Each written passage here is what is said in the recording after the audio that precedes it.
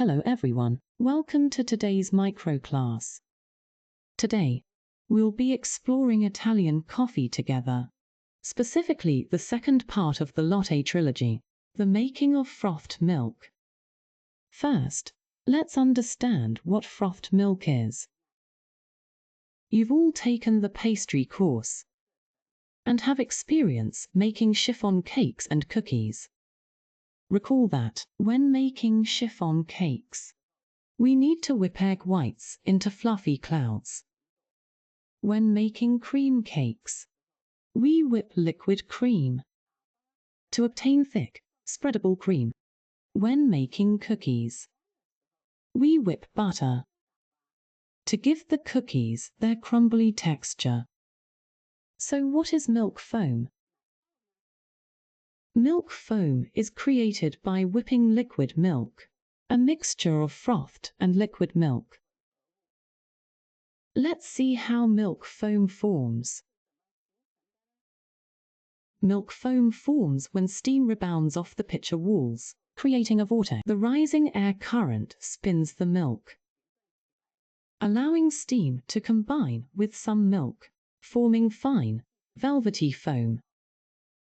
Because still milk foam will gradually separate into layers, with foam floating to the top, giving latte coffee its signature velvety, silky texture. Now, milk foam, besides adding texture to latte coffee, what other purposes does it serve? This is the structure of a latte. The top layer is milk foam. In the middle is a mixture of liquid milk and espresso. So it also enables the creation of latte art. Let's think about what characteristics a cup of high-quality foamed milk has. Good milk foam has a certain texture and sheen, with uniform bubbles and excellent fluidity. Now consider what safety precautions are needed when making milk foam.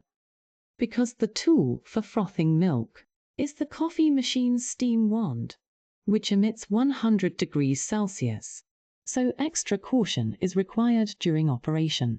Only touch the steam wand's rubber sleeve. After use, place the nozzle facing inward. Let's learn together below. Standardized operating procedure for milk frothing. Step 1. Preparation. Prepare milk. Dutch flour paste. Preferably use refrigerated milk. Whole milk at about 6 degrees Celsius. At this temperature, milk proteins are most active, easier to aggregate together, forming smooth and fine milk foam.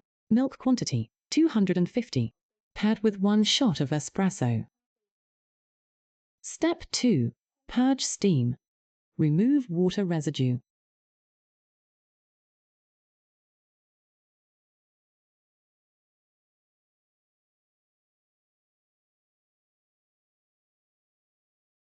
Step 3. Angle the pitcher. 30-degree angle from the bottom to horizontal.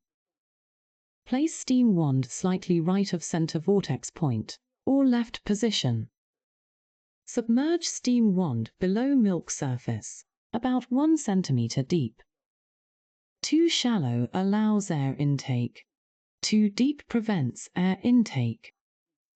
Thus incorrect state. Adjust pitcher height to regulate steam wand depth. Step 4. Open valve for aeration. Let steam infuse into milk.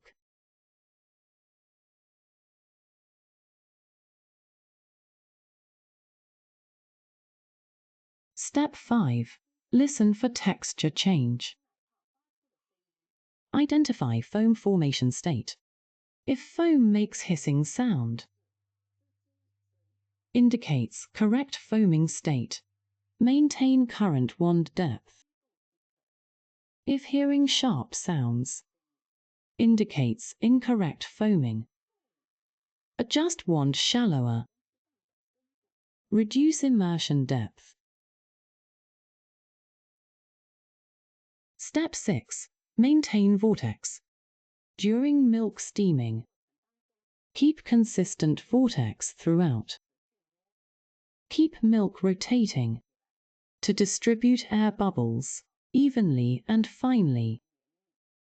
Step 7. Control height and temperature. Monitor foam height visually. About 1 cm expansion. Then lower the pitcher. Deepen wand immersion.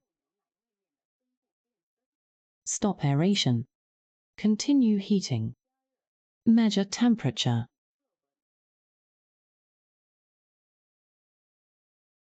Step 8. Close valve when reaching about 60 degrees Celsius.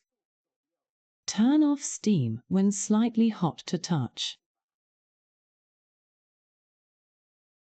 Step 9. Clean, tidy up. Clean milk residue from the steam wand.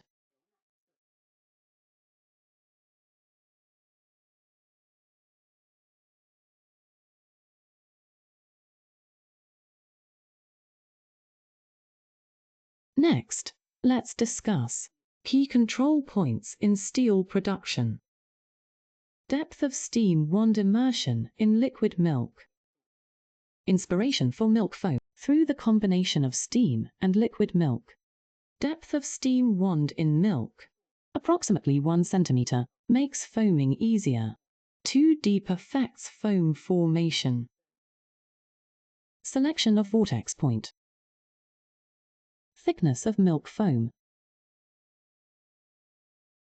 Temperature of milk foam. Steamed milk should be used immediately. Otherwise, separation affects fusion and latte art. To help students remember, the teacher created a rhyme. Believe that by memorizing this rhyme, while reciting it silently and through intensive practice, students will quickly master the skill of making foamed milk. Always remember to purge steam. 1 cm for wand depth. Center right creates the vortex.